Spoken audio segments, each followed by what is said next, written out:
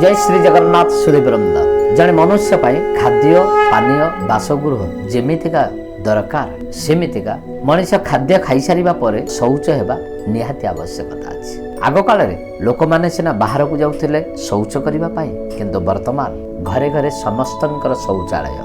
मन रखन दर्शक बंद, एही शौचालय आपन को आग को नहीं पारे, भल रे रखि पारे। एही शौचालय आपन को तळको आनी पारे एवं रोगाक्रांत मध्य करि दे पारे। सुधीवृंद, शौचालय आपणकर घरर पश्चिम एवं दक्षिण दिगरे रहिबा दरकार। यदि पश्चिम एवं दक्षिण दिगरे शौचालय आपणकर रहिछि ताले आपण सुस्थ एवं निरोगी रहिबे।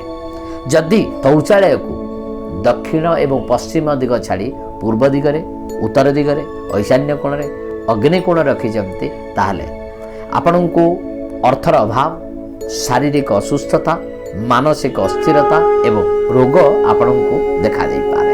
तेणु आपण केबेले भी शौचालय को दक्षिण पश्चिम दिगरो हटांतु नाही। जदि आपणकर दक्षिण पश्चिम व्यतिरेक अन्य कौनसी दिगरे अछि तार प्रतिकार पाई आपण मो सहित जोड़ी रुहंतु। एही गोविंद तत्व रे मु आपणको समस्त प्रश्नर उत्तर देबी कमेंट्स माध्यम रे।